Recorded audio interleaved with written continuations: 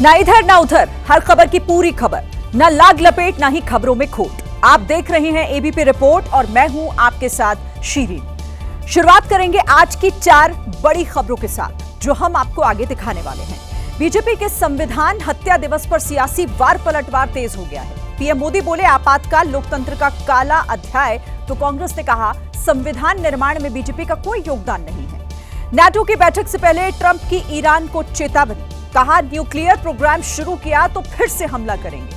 Israel और Iran ने किए सीजफायर उल्लंघन के दावे। तीसरी खबर, पहाड़ से मैदान तक आसमान से बरस रही आफत से जुड़ी हुई। जम्मू में तेज धार में फंसे शख्स का रेस्क्यू कैसे किया गया और यूपी के कई इलाकों में पानी भरने से कैसे परेशानी बढ़ गई है, आगे आपको विस्तार से बताएंगे। साथ ही इंटरनेशनल स्पेस स्टेशन के लिए रवाना हुए भारत के शुभांशु शुक्ला, उड़ान के दौरान अंतरिक्ष से उन्होंने संदेश भेजा है, कहा जय हिंद जय भारत। प्रधानमंत्री ने भी इस पर बधाई दी है। इन तमाम खबरों पर विस्तार से बात करेंगे। हिमाचल प्रदेश के कुल्लू जिले में एक नहीं बल्कि 3 जगहों पर बादल फटने की घटना हुई। बादल फटने से वहां बाढ़ के हालात बन गए। हालांकि अब तक जान माल के नुकसान की कोई खबर नहीं, लेकिन कई गाड़ियां पानी के सैलाब में बह गईं। वहां से सामने आई तस्वीरें हैरान करने वाली थी। बादल फटने से अचानक आई बाढ़ ने सब कुछ तहस नहस कर दिया। नदी में पानी और मलबे का सैलाब इतना तेज था कि एक गाड़ी तिनके की तरह बहती दिखाई दी। वहीं नदी में सैलाब आने के बाद आसपास की बस्तियों में बाढ़ के हालात पैदा हो गए। पानी का बहाव इतना तेज था कि उसमें बड़े बड़े पेड़ बहते दिखाई दिए।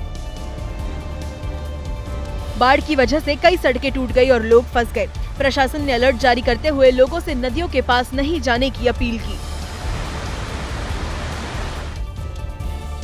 हिमाचल प्रदेश के लाहौल स्पीति में भारी बारिश के बाद बाढ़ ने जमकर कहर मचाया। बाढ़ की वजह से मनाली को लेह और शिंकुला से जोड़ने वाले रास्ते बंद हो गए, जिससे लोगों को काफी दिक्कतों का सामना करना पड़ा। वहीं जिंगबार और शिंकुला के पास नालों में आई बाढ़ की वजह से कई पर्यटक फंस भी गए। इस बीच एक घायल शख्स को अस्पताल पहुंचाने के लिए लोगों ने अपनी जान को जोखिम में डाल दिया, जिसका वीडियो भी सामने आया। नदी के दोनों तरफ कुछ लोग रस्सी पकड़कर खड़े हो गए। एक रस्सी के जरिए घायल शख्स को नदी के दूसरी तरफ ले जाया जाने लगा, जबकि दूसरी रस्सी को पकड़कर कुछ लोग सहारा देते दिखाई दिए। लेकिन दूसरी तरफ पहुंचने से पहले ही पानी के तेज बहाव में उनका संतुलन बिगड़ गया। नदी किनारे खड़े लोगों ने घायल शख्स को तो किसी तरह बाहर खींच लिया, लेकिन उसे सहारा दे रहे 3 लोग बहने लगे, जिन्हें बड़ी मुश्किल से बचाया गया। जबकि नदी की तेज धारा एक शख्स को बहा ले गई। हालांकि कुछ दूर जाने के बाद वो भी पानी से बाहर निकल आया, जिसके बाद लोगों ने राहत की सांस ली और घायल शख्स को अस्पताल पहुंचाया। जम्मू से एक डरा देने वाली तस्वीर सामने आई, जिसमें एक शख्स तवी नदी के उफान में फंस गया। करीब 1.5 घंटे तक वो खुद को बचाने की जद्दोजहद करता रहा। पानी का बहाव इतना तेज था कि अगर थोड़ी सी भी लापरवाही होती या फिर हाथ छूट जाता तो वो शख्स तेज धार में बह जाता। ये तब हुआ जब वो शख्स रेत निकालने के लिए तवी नदी में पहुंचा। जब वो नदी में उतरा तो वहाँ पानी नहीं था, लेकिन अचानक बाढ़ का पानी आ गया और वो वहीं फंस गया। सर सुबह से कुछ नहीं था, सुबह से सूखा था, इधर कुछ नहीं था, अचानक ये बाढ़ आई। गनीमत रही कि उस शख्स ने पिलर से लटकी एक रस्सी को पकड़ लिया और वहीं खड़ा रहा और बचाव दल का इंतजार करता रहा। दिक्कत यह है कि पानी का बहाव बहुत तेज है, तो ऐसे में इस पानी के तेज बहाव में कोई भी शख्स हिम्मत नहीं जुटा पा रहा। इस दौरान वहाँ लोगों की भीड़ जुट गई, लेकिन पानी के बहाव को देखते हुए किसी ने भी उसके पास जाने की कोशिश नहीं की। वहां मौजूद लोगों ने इसकी जानकारी पुलिस को दी, जिसके बाद पुलिस के साथ एसडीआरएफ की टीम मौके पर पहुंची और फिर उस शख्स को बाहर निकालने के लिए रेस्क्यू ऑपरेशन शुरू किया गया। लेकिन यह काम आसान नहीं था, क्योंकि नदी का पानी लगातार बढ़ता जा रहा था। कुछ देर बाद एसडीआरएफ की टीम ने रस्सी की सीढ़ी को पुल से नीचे लटकाया, जिसके सहारे टीम का एक सदस्य नदी में नीचे उतरा और फंसे हुए शख्स के पास पहुंचा और काफी मशक्कत के बाद उसे नदी से बाहर निकाला गया। किस तरह से करीब 1.5 घंटे से फंसे एक शख्स को, जो कि तवी नदी से रेत और बालू निकालने आया था, किस तरह से उसे एसडीआरएफ ने एक बेहद जोखिम भरे ऑपरेशन के बाद सुरक्षित निकाला है। नदी से बाहर आते ही लोगों ने तालियां बजाकर एसडीआरएफ की टीम का हौसला बढ़ाया। हालांकि रेत ढोने के लिए लाए गए कई घोड़े पानी में बह गए। और जम्मू कश्मीर ही नहीं बल्कि उत्तराखंड के कई इलाकों में भी बारिश आफत बनकर बरस रही है। बरसाती नाले उफान पर आ गए हैं। भारी बारिश की वजह से लोगों के जनजीवन को उसने पूरी तरीके से अस्त व्यस्त कर दिया है। इस बीच उत्तराखंड के हल्द्वानी में एक बड़ा हादसा हो गया। हल्द्वानी के कोतवाली क्षेत्र में फायर ब्रिगेड दफ्तर के पीछे बहने वाली नहर में एक कार अनियंत्रित होकर गिर गई। नहर में गिरते ही कार पलट गई और थोड़ा आगे बहकर एक पुलिया में फंस गई। इस दौरान कार के अंदर पानी घुस गया। इसकी जानकारी मिलते ही राहत बचाव दल मौके पर पहुंचा। काफी कोशिश के बाद कार को रेस्क्यू कर नहर से बाहर निकाला। जिस वक्त ये हादसा हुआ उस समय कार में 7 लोग सवार थे। इनमें से एक बच्चे समेत 4 लोगों की मौत हो गई, जबकि 3 लोग घायल हो गए, जिन्हें अस्पताल भिजवा दिया गया। और उत्तर प्रदेश के भी कई इलाकों में जोरदार बारिश हो रही है। शामली में हो रही लगातार बारिश ने नगर पालिका की पोल खोल दी। नालों की समय पर सफाई ना होने की वजह से शहर की गलियों और सड़कों पर पानी भरा हुआ है। यहां तक कि लोगों के घरों में भी पानी घुस गया, जिसकी तस्वीरें भी सामने आई, जहां भारी बारिश के बाद शहर के कई मोहल्लों सड़कों पर 1 से 2 फीट तक पानी भर गया। गली हो या फिर मेन रोड, सभी पानी में डूबे नजर आए। जहां तक नजर गई चारों तरफ सिर्फ पानी ही पानी दिखाई दिया। कई लोगों के घरों और दुकानों में बारिश का पानी घुस गया। वहीं सड़कों पर पानी जमा होने से लोगों का घरों से निकलना मुश्किल हो गया। 2 दिन से बारिश हो रही है, जिसकी वजह से जो व्यापार है वो बिल्कुल ठप हो चुका है और ये हालात आप देख ही सकते हैं। सड़क पर खड़ी कई गाड़ियों का आधा हिस्सा पानी में डूब गया, जबकि कई गाड़ियां बंद हो गईं, जिसके बाद लोग उन्हें धक्का देकर ले जाते दिखाई दिए। इधर राजस्थान में भी मानसून ने दस्तक दे दी है। प्रदेश के कई जिलों में भारी बारिश हो रही है, जिसकी वजह से नदियां उफान पर हैं। इस बीच बूंदी में घोड़ा पछाड़ नदी में आई बाढ़ में 2 लोग फंस गए, जिसमें एक युवती भी शामिल थी। ये तब हुआ जब एक युवती पशुओं को पानी पिलाने के लिए नदी में गई, लेकिन उसका पैर फिसल गया और वो पानी में बह गई। कुछ दूर जाने के बाद चट्टान में फंस गई। युवती के चिल्लाने की आवाज सुनकर एक लड़का उसे बचाने गया, लेकिन वो भी बीच मझधार में फंस गया, जिसके बाद दोनों चट्टान के एक टुकड़े पर खड़े होकर रेस्क्यू का इंतजार करने लगे। दोनों के बाढ़ में फंसने की खबर के बाद इलाके में हड़कंप मच गया। कुछ देर बाद पुलिस राहत बचाव दल के साथ मौके पर पहुंची और रेस्क्यू ऑपरेशन शुरू किया। एक शख्स रस्सी लेकर उन दोनों के पास पहुंचा, जिसके बाद दोनों उस रस्सी की मदद से बाहर निकल आए। बाढ़ और बारिश की वजह से बिहार के नवादा में भी तबाही का मंजर देखने को मिला। यहाँ के मशहूर ककोलत झरने का रौद्र रूप दिखाई दे रहा है। झरने में अचानक इतना पानी आ गया कि झरना विकराल रूप में बह रहा है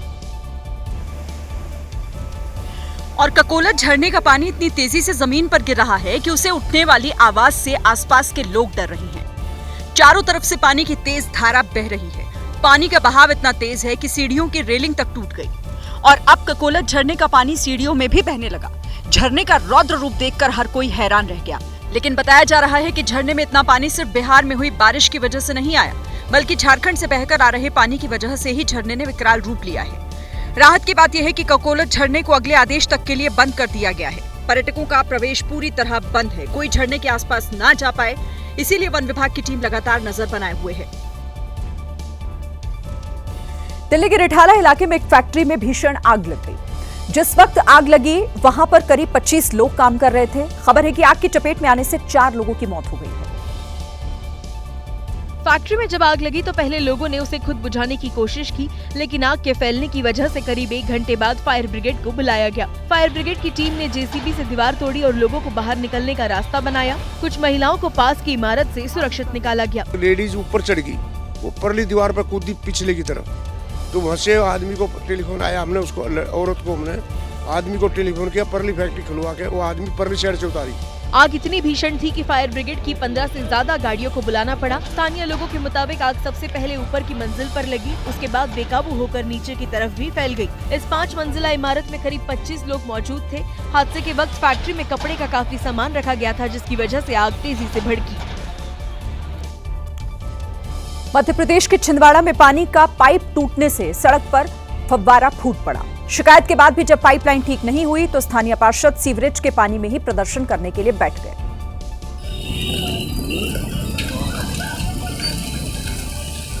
दरअसल इलाके में सीवरेज की लाइन डाली जा रही थी, तभी मेन पाइपलाइन टूट गई, जिससे सड़क के बीचों बीच 30 फीट ऊंचा फव्वारा फूट पड़ा, जिससे आसपास का इलाका पानी से भर गया। लोगों को जब परेशानी हुई तो उन्होंने इसकी शिकायत स्थानीय पार्षद संदीप सिंह से की, जिसके बाद पार्षद सीवरेज डालने वाली एजेंसी लक्ष्मी कंस्ट्रक्शन के खिलाफ प्रदर्शन करते हुए उसी सीवरेज के पानी में बैठ गए, जिसकी वजह से पाइप टूटी। पार्षद का अनोखा प्रदर्शन देख नगर निगम एक्शन में आई और तुरंत पाइपलाइन ठीक करने का भरोसा दिलाया। तब जाकर लोगों को इस परेशानी से राहत मिली।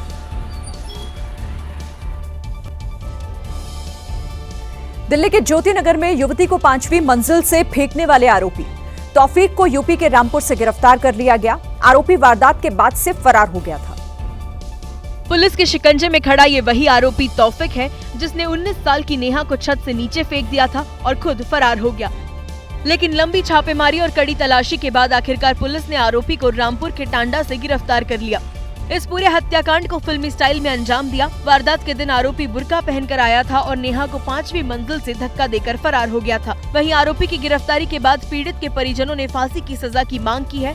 वहीं पुलिस की माने तो मृतक नेहा और आरोपी तौफिक के बीच पहले से प्रेम संबंध थे, लेकिन जब 23 जून को नेहा को पता चला कि तौफिक किसी और से शादी कर रहा है तो दोनों के बीच विवाद हुआ। इसी दौरान आरोपी ने नेहा को छत से धक्का दे दिया और नेहा की मौत हो गई।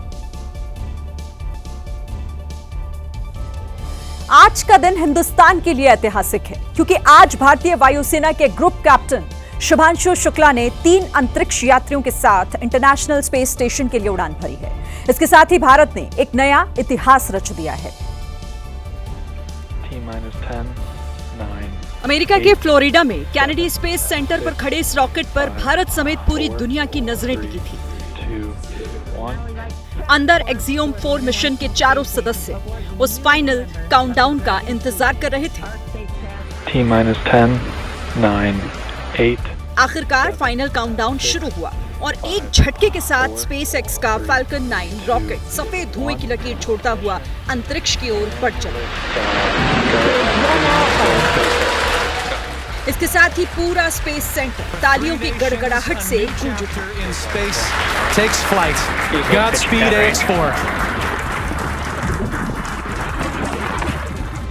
स्पेस कैप्सूल में सवार 4 अंतरिक्ष यात्रियों में शामिल शुभांशु शुक्ला इस मिशन के पायलट हैं।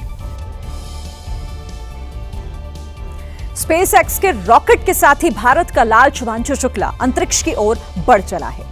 41 साल पहले भारतीय अंतरिक्ष यात्री राकेश शर्मा ने रूस के स्पेस क्राफ्ट से अंतरिक्ष की सैर की थी और आज 41 साल बाद पूरा भारत इस ऐतिहासिक लम्हे का गवाह बना।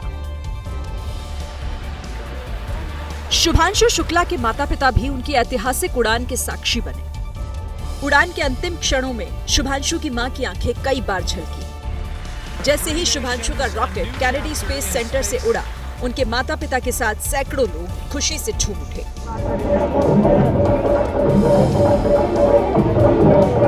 खुशी के आंसू थे बेटा, खुशी के आंसू थे। बच्चा हमारा इतना ऊंचाई जा रहा था तो ये अंदर से खुशी निकल रही थी, वो आंसू से बह रही थी। ईश्वर से यही कामना करेंगे कि हमारे बच्चे को मिशन से पूरी तरह अच्छे से सुरक्षित पृथ्वी पर लाए और हम उससे मिले। केंद्रीय मंत्री जितेंद्र सिंह भी एक्सियोम 4 की उड़ान को लगातार देख रहे थे। उन्होंने भी इस कामयाबी पर सबको बधाई दी। This is truly vindication of the journey started by Vikram Sarabhai and Satish Dhawan, and it was destined to happen under the leadership of Prime Minister Modi.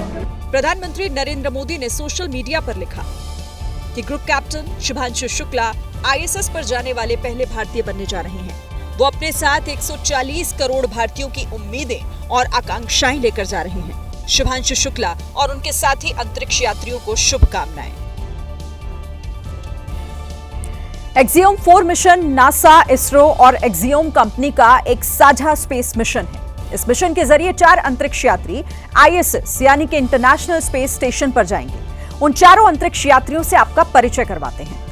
पहली है अमेरिका की पैगी विटसन, जो इस स्पेस मिशन की commander हैं और इस group की सबसे अनुभवी एस्ट्रोनॉट हैं। दूसरे हैं भारतीय वायुसेना के ग्रुप कैप्टन शुभांशु शुक्ला, जो इस स्पेस मिशन के पायलट भी हैं।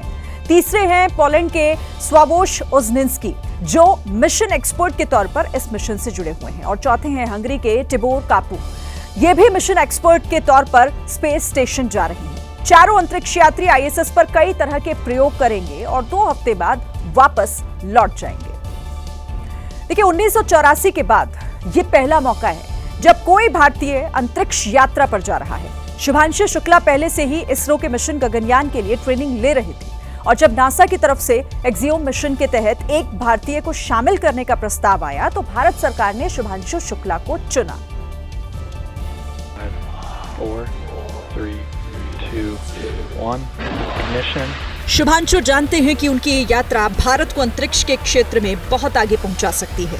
उड़ान भरने के साथ ही भेजे संदेश में शुभांशु ने जय हिंद के साथ अपने कंधे पर लगे तिरंगे का जिक्र किया।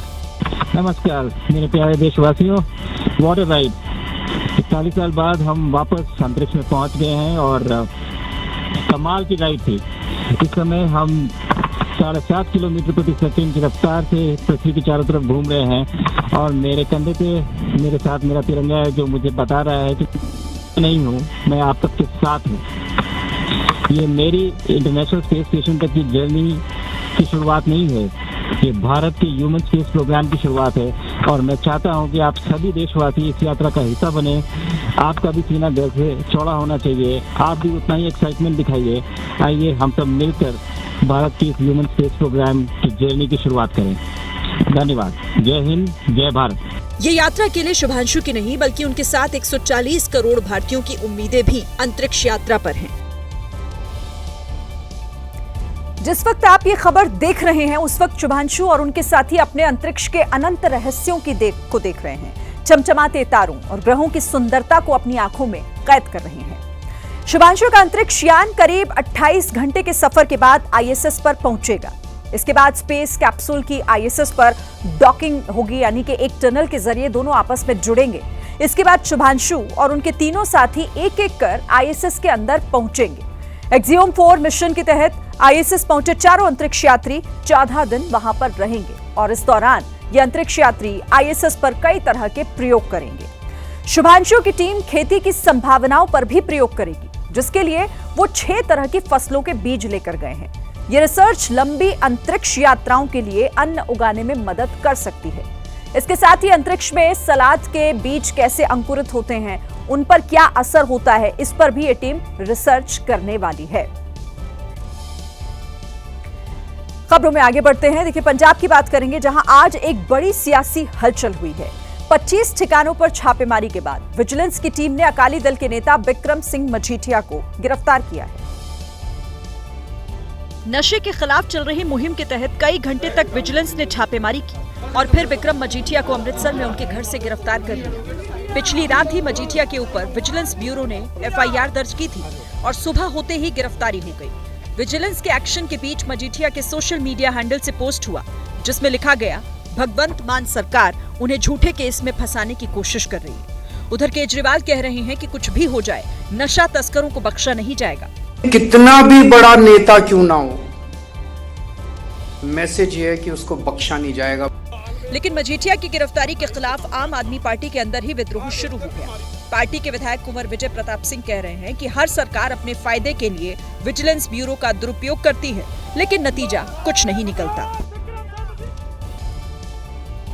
राजस्थान के जयपुर में बीच सड़क पर मेथनॉल केमिकल से भरा हुआ एक टैंकर पलट गया। इस हादसे में एक शख्स की मौत हो गई है, जबकि कुछ लोग झुलस गए, जिनका अस्पताल में इलाज चल रहा है। हादसे के बाद ही ट्रक के केबिन में आग लग गई। कुछ देर बाद ही पूरा ट्रक धू-धू कर जल उठा। इस दौरान केबिन में फंसे ड्राइवर की जिंदा जलकर मौत हो गई। हाईवे पर काफी देर तक अफरा तफरी का माहौल बना रहा। केमिकल गिरने से पूरी सड़क सफेद हो गई, मानो बर्फ की चादर बिछ गई हो। मौके पर पहुंची कई दमकल की गाड़ियों ने किसी तरह आग पर काबू पाया। पुलिस ने एहतियातन हाईवे को बंद कर दिया, जिससे कई किलोमीटर लंबा जाम लग गया। केमिकल से भरा ट्रक गुजरात से हरियाणा के भिवंडी की ओर जा रहा था। उदयपुर में 22 जून को फ्रांस की युवती के साथ हुए रेप के मामले में पुलिस ने आरोपी को गिरफ्तार कर लिया है। इस वारदात के बाद उदयपुर में लोगों में काफी नाराजगी देखने को मिल रही है। आरोपी पुष्पराज ओझा वारदात के बाद से ही फरार चल रहा था। पुलिस को जैसे ही लोकेशन मिली, उसे चित्तौड़गढ़ हाईवे के पास से धर दबोचा गया। फोर्सिबली सेक्सुअल असॉल्ट किया। आज अर्ली मॉर्निंग इस युवक को, जो चित्तौड़ और गंगरार का रहने वाला है, उसे हमने चित्तौड़गढ़ हाईवे से डिटेन किया। हालांकि आरोपी पुष्पराज ने अपने आप को बेकसूर बताया है। हनी ट्रैप हुआ है मेरे साथ, रेप नहीं किया है मैंने, इंडस्ट्री के दौरान हनी ट्रैप हुआ है।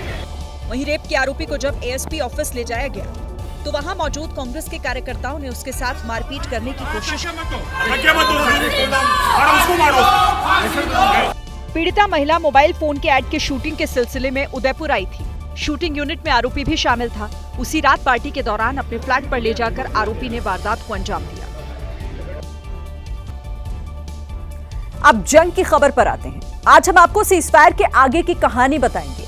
ये बात सच है कि ईरान और इजराइल की जंग अब थम गई है। दोनों तरफ से पिछले घंटों में कोई ताजा हमला नहीं हुआ, लेकिन फिर भी छोटे छोटे हमलों से दोनों ने एक दूसरे को धमकाने की कोशिश जरूर की है। सीजफायर करवाने वाले अमेरिका ने राष्ट्रपति डोनाल्ड ट्रंप ने भी अब इस लड़ाई से वो दूर जा चुके हैं। वो नाटो देशों की बैठक में शामिल होने के लिए नीदरलैंड्स में हैं। वो नाटो देशों को बता रहे हैं कि देखो हम कितने शक्तिशाली हैं कि हमने मिडिल ईस्ट को तबाह होने से बचा लिया। लेकिन मीडिया रिपोर्ट्स इससे अलग कहानी बयां कर रही हैं। विदेशी मीडिया लगातार अमेरिका के इन दावों पर सवाल खड़े कर रहा है। अल जजीरा ने अमेरिकी अधिकारियों के हवाले से लिखा है कि इजरायली और अमेरिकी हमलों से ईरान के न्यूक्लियर प्लांट की क्षमता पर असर पड़ा है, लेकिन ये पूरी तरीके से नष्ट नहीं हुआ है। न्यूयॉर्क टाइम्स कहता है कि राष्ट्रपति ट्रंप ईरान पर अमेरिकी हमले का जश्न मनाने के लिए उत्सुक थे, लेकिन एक नई रिपोर्ट से पता चलता है कि इस हमले से ईरान का न्यूक्लियर प्रोग्राम सिर्फ कुछ महीने पीछे चला गया है। हालांकि डोनाल्ड ट्रंप अभी भी अपने स्टैंड पर अड़े हुए हैं। मीडिया रिपोर्ट्स कुछ भी कहे, अंतर्राष्ट्रीय राजनीति में कुछ भी चर्चा हो रही हो, लेकिन ट्रंप अब भी कह रहे हैं कि उन्होंने ईरान के न्यूक्लियर प्रोग्राम को नष्ट कर दिया है। ट्रंप इतने कॉन्फिडेंट हैं कि उन्होंने यहाँ तक कह दिया कि ईरान अब न्यूक्लियर हथियार नहीं बनाएगा, उसकी जगह व्यापार पर ध्यान देगा। वो ना तो यूरेनियम जुटाएंगे ना ही न्यूक्लियर हथियार बनाएंगे, उसकी जगह वो व्यापार करने वाले शानदार देश बनेंगे। वो बहुत अच्छे ट्रेडर हैं। ट्रंप का दावा है कि सीजफायर के बाद अब ईरान न्यूक्लियर हथियारों के बारे में नहीं सोच रहा है। मुझे लगता है कि वो दोनों इससे थक चुके हैं। वो नहीं चाहते कि ये फिर से हो, और वैसे ईरान के पास परमाणु हथियार नहीं होने जा रहा है। मुझे लगता है कि ये अभी उनके दिमाग में आखिरी चीज है। ट्रंप के दावों के उलट ईरान के यूरेनियम संवर्धन के बारे में किसी को कुछ नहीं पता। इससे पहले जानकारी थी कि 60% तक यूरेनियम को ईरान के न्यूक्लियर ठिकानों में रखा गया था, और अब माना जाता है कि हमले से पहले इसे हटा दिया गया था। वो यूरेनियम कहाँ है कोई नहीं जानता। ईरान ने यूएन को भी इसकी जानकारी नहीं दी। और अब तो ईरान का न्यूक्लियर प्रोग्राम और भी ज्यादा घातक होने वाला है, क्योंकि ईरान ने अब न्यूक्लियर प्रोग्राम के लिए संयुक्त राष्ट्र से नाता तोड़ लिया है। International atomic energy agency IAEA की अब ईरान में एंट्री बैन हो गई है। यानी अब कोई भी संस्था ईरान के न्यूक्लियर प्रोग्राम की निगरानी नहीं कर पाएगा। इससे होगा क्या? देखिए, यूएन की निगरानी हटने के बाद ईरान का न्यूक्लियर प्रोग्राम एक तरह से लावारिस हो जाएगा। न्यूक्लियर हथियार बनाने के लिए जो यूरेनियम लगता है उसे जमा करने का काम फिर से शुरू हो सकता है। अब ईरान अपने न्यूक्लियर ठिकानों की निगरानी नहीं करने देगा। कोई भी अंतर्राष्ट्रीय संस्था वहां पर नहीं जा पाएगी। ईरान के इस कदम से न्यूक्लियर हथियारों को लेकर शुरू हुई लड़ाई की कहानी पहले दिन जैसी हो गई है। एक्सपर्ट्स मानते हैं कि भविष्य में उसके बुरे परिणाम आगे देखने को मिल सकते हैं।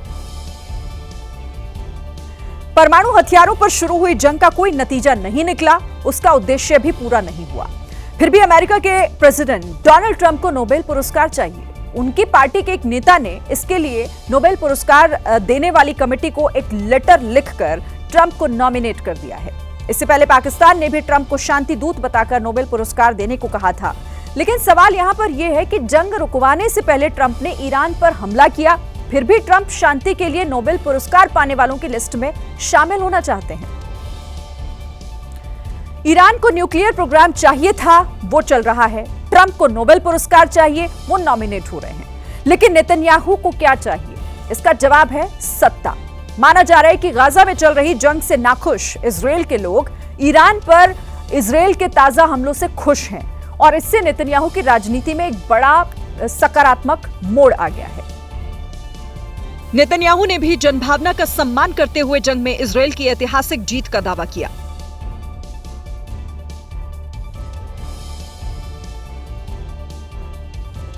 जीत हासिल की। ये जीत कई पीढ़ियों तक याद रहेगी। नेतन्याहू ने अपनी स्पीच में अमेरिका का धन्यवाद दिया, लेकिन सुपर पावर के पूर्व राष्ट्रपति बिल क्लिंटन मानते हैं कि जंग जितनी लंबी चलती, नेतन्याहू को उतना ही ज्यादा फायदा होता। Mr. Netanyahu has long wanted to fight Iran because that way he can stay in office. जंग के बाद इजराइल में नेतन्याहू को जनता का बड़ा सपोर्ट मिला है। जंग में ईरान को जो बड़ा नुकसान हुआ, उसमें इजराइल के जासूसों का भी एक बड़ा रोल था। अब ईरान उन जासूसों को ढूंढ कर उन्हें मारता जा रहा है। इजराइल के जासूसी नेटवर्क से जुड़े होने के आरोप में ईरान में 700 से ज्यादा लोगों को गिरफ्तार किया गया। 3 लोगों को इस आरोप में गिरफ्तार किया है कि वो ईरान के अधिकारियों के मर्डर के लिए हथियार मुहैया करा रहे थे। 6 जासूसों को उनके बेसमेंट से गिरफ्तार किया गया। न सिर्फ गिरफ्तारी हुई बल्कि उनके बेसमेंट में जाकर वीडियो भी बनाया गया है उनके हथियारों को दिखाकर। इजराइल के जासूसी नेटवर्क के खुलासे का दावा भी किया गया है। आज आपातकाल की 50वीं वर्षगांठ है। एक तरफ जहां मोदी कैबिनेट ने इसे संविधान हत्या दिवस बताते हुए प्रस्ताव पास किया, तो पीएम मोदी ने अपने अनुभव साझा किए। मोदी कैबिनेट ने बैठक की शुरुआत में 2 मिनट का मौन रखा और उन लोगों के योगदान को सराहा गया जिन्होंने आपातकाल का विरोध किया था। इस बीच इमरजेंसी के दौरान पीएम मोदी की भूमिका को लेकर छपी किताब भी सामने आई। इमरजेंसी डायरी नाम की इस किताब पर पीएम ने प्रतिक्रिया दी। पीएम ने कहा, जब आपातकाल लगाया गया था तब मैं आरएसएस का युवा प्रचारक था। आपातकाल विरोधी आंदोलन मेरे लिए सीखने का अनुभव था। ब्लू क्राफ्ट डिजिटल फाउंडेशन की तरफ से जारी की गई किताब का गृह मंत्री अमित शाह ने दिल्ली के त्यागराज स्टेडियम में विमोचन किया। इस किताब की प्रस्तावना एचडी देवेगौड़ा ने लिखी है। नरेंद्र मोदी जी उस वक्त भूमिगत रहकर काम करते थे, आज वही व्यक्ति परिवारवाद को आज वही व्यक्ति ने 2014 में पूरे देश से उखाड़ कर फेंक। उपराष्ट्रपति जगदीप धनखड़ ने भी आपातकाल को इतिहास का धब्बा बताया। Very thoughtfully, the government of the day decided that this day will be celebrated as संविधान हत्या दिवस। इमरजेंसी को भले ही 50 साल बीत गए हों, लेकिन हर वर्षगांठ पर बीजेपी इसे बड़ा मुद्दा बनाती है। आज देश भर में बीजेपी की तरफ से संविधान हत्या दिवस के नाम से कार्यक्रम का आयोजन हुआ। बीजेपी कह रही है कि कांग्रेस की फितरत आज भी नहीं बदली है और आज भी कांग्रेस उसी रवैये के साथ सियासत करती है। इस तरह के पोस्टर देश की राजधानी में जगह जगह नजर आए, जिसमें इमरजेंसी को काला अध्याय बताया गया। इस मौके पर केंद्रीय मंत्री मनोहर लाल खट्टर और दिल्ली की मुख्यमंत्री रेखा गुप्ता ने एक प्रदर्शनी का उद्घाटन किया, जिसमें इमरजेंसी के दौरान हुए दस्तावेज सामने रखे गए। हर साल की तरह इस साल भी बीजेपी ने प्रेस कॉन्फ्रेंस की और कांग्रेस पर हमले किए। कांग्रेसियों को पता नहीं है कि आम हिंदुस्तानी ने इमरजेंसी के दौरान किस प्रकार के कष्टों को, यातनाओं को सहा था। वहीं बीजेपी के अध्यक्ष जेपी नड्डा ने सोशल मीडिया पर पोस्ट किया और लिखा, 50 साल बाद भी कांग्रेस उसी मानसिकता के साथ चल रही है। वहीं कांग्रेस कह रही है कि संविधान पर असली संकट तो मोदी सरकार में है। कहा जा रहा है कि पिछले 11 साल से देश में अघोषित आपातकाल लगा हुआ है। प्रेस कॉन्फ्रेंस करने आए कांग्रेस अध्यक्ष ने बीजेपी के हमले पर पलटवार किया। ये जो संकट में है आपके वजह से है। फ्रीडम ऑफ एक्सप्रेशन है। फ्रीडम ऑफ एक्सप्रेशन कहाँ है? छात्र भी अगर कुछ बात करते हैं उनको देशद्रोही बनाया जाता है। अरे जिस गवर्नमेंट में टॉलरेंस नहीं है, ऐसे लोग हमको बुद्धि देने का, सिखाने का काम नहीं करना चाहिए। खरगे ने कहा कि 1980 के चुनाव में लोगों ने कांग्रेस को 2/3 बहुमत देकर इमरजेंसी की गलती को माफ कर दिया। इस मुद्दे पर कई विपक्षी दल भी कांग्रेस के साथ खड़े हैं। आज क्या हो रहा है, आज की स्थिति से तुलना करो 2014 के बाद इस देश में 11 साल हो गए, अघोषित आपातकाल है। अभी जो चल रहा है 10 साल में, ये आपातकाल का बाप है और हम ये इमरजेंसी से गुजर रहे हैं। विपक्ष कह रहा है कि पिछले 11 सालों से जाति और धर्म देखकर बुलडोजर चल रहा है। ये इमरजेंसी नहीं तो और क्या है। अहमदाबाद में एयर इंडिया विमान हादसे के बाद डीजीसीए यानी कि directorate general of civil aviation ने दिल्ली और मुंबई एयरपोर्ट पर रात और सुबह के समय एयरपोर्ट की तमाम गतिविधियों की बारीकी से जांच की, जिसमें कई खामियां निकलकर सामने आई। डीजीसीए की 2 टीमों ने दोनों एयरपोर्ट पर flight operation, ground handling, air traffic control, navigation और कम्युनिकेशन सिस्टम के साथ प्लेन मेंटेनेंस की जांच की है। डीजीसीए ने अपनी जांच में यह पाया कि एक ही खराबी को कई बार रिपोर्ट किए जाने के बाद भी उसमें सुधार नहीं किया गया। कई विमानों ने लाइफ सेफ्टी जैकेट सही तरीके से नहीं रखे गए थे, जबकि कई विमानों के बाहरी हिस्सों में मामूली टूट-फूट भी पाई गई है। डीजीसीए की जांच में रनवे और एयरपोर्ट इंफ्रास्ट्रक्चर के रखरखाव में लापरवाही भी पाई गई। कई विमानों में सुरक्षा उपकरण जैसे थ्रस्ट रिवर्सर और फ्लैप लीवर लॉक नहीं थे, जो उड़ान सुरक्षा के लिए बेहद जरूरी होते हैं। डीजीसीए ने अपनी जांच में पाया है कि तकनीकी स्टाफ ने कई बार जरूरी मरम्मत को नजरअंदाज किया या फिर उसे अधूरा छोड़ दिया गया।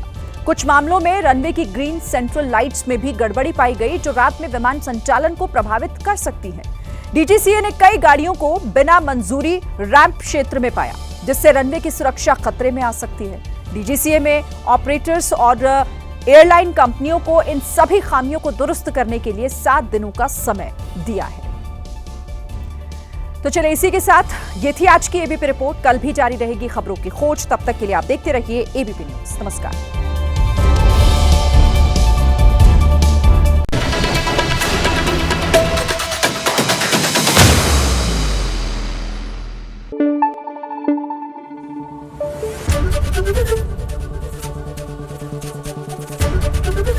एबीपी न्यूज आपको रखे आगे।